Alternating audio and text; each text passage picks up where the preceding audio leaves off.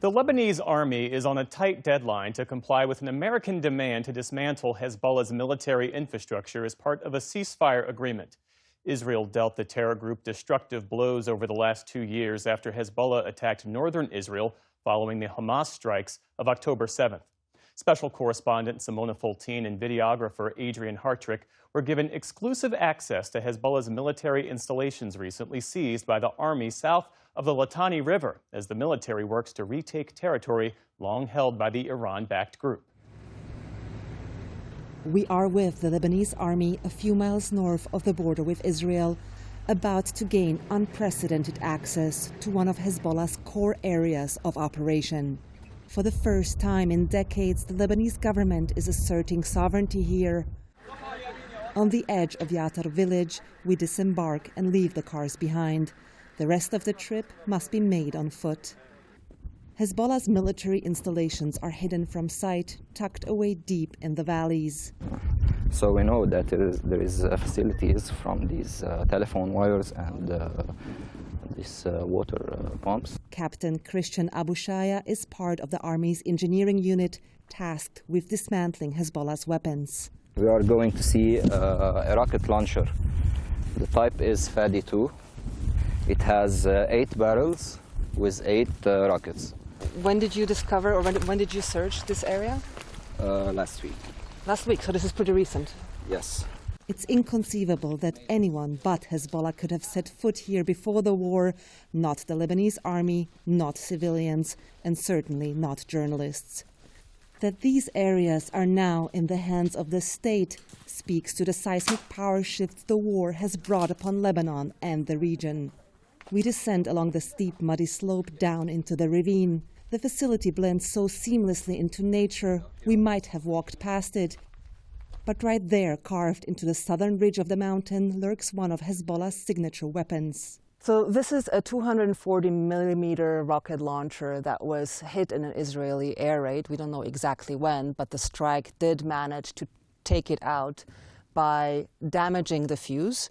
Now the warheads, the rockets, are still inside and they're still active. The site offers a rare glimpse into how Hezbollah operated. The way this weapon system would have been used is a Hezbollah fighter would actually have to come down here.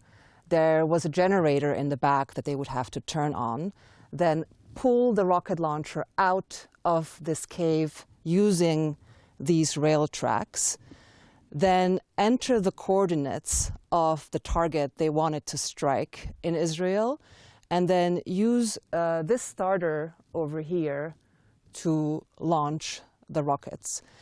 The weapon components were likely brought here one by one as Hezbollah secretly built its capabilities over many years. But Israel managed to infiltrate the group and in the span of a few short weeks wipe out a significant portion of its infrastructure. The Lebanese army is dismantling what's left. It's a part of our routine job.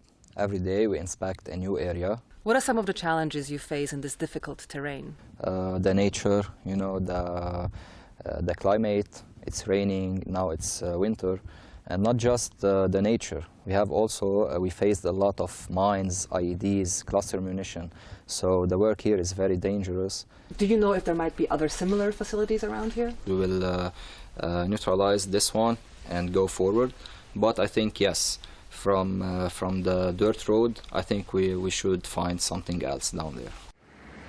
The army has combed through 124,000 acres of land and seized more than 230,000 weapons across 460 Hezbollah facilities in the south. General Jihad El-Khazin is the deputy commander of the sector. We started this on the 5th of September, and we're still continuing that. Until now, we have already completed between 90 to 95%. The IDF claims that Hezbollah is rebuilding its military infrastructure, including south of the Litani River.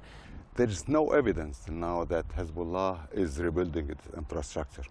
The army has until the end of the month to complete the process south of the Litani River, the first of 5 phases to disarm the Iran-backed group. The Trump administration has complained about lack of progress, which the army is keen to disprove.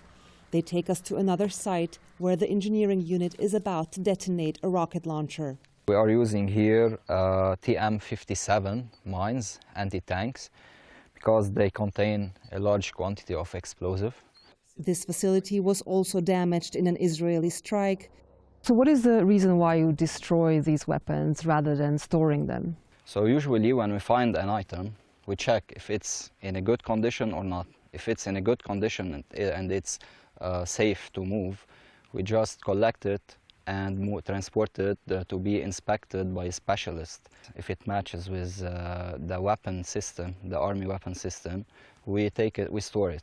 Would you say that most of the weapons you find are compatible with the army's weapon systems or not? Most of the weapons we find are not compatible with our weapon system because our weapon system is Western and most of the weapons that we find are Eastern.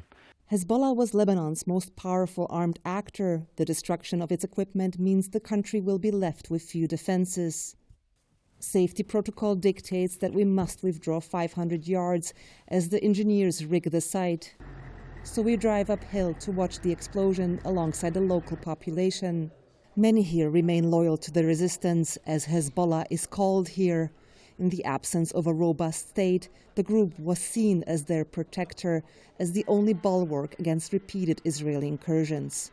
The army is trying to win their trust, an uphill battle in light of Israel's near-daily ceasefire violations and ongoing occupation. We need also that the Israeli side give some positive steps by withdrawing, by stopping all their attacks. Squeezed between demands of the US and Israel on the one hand and concerns of Lebanon's Shia population on the other, the army is walking a tightrope. And they must walk it fast if they want to avert another war. For the PBS NewsHour, I'm Simona Foltin in southern Lebanon.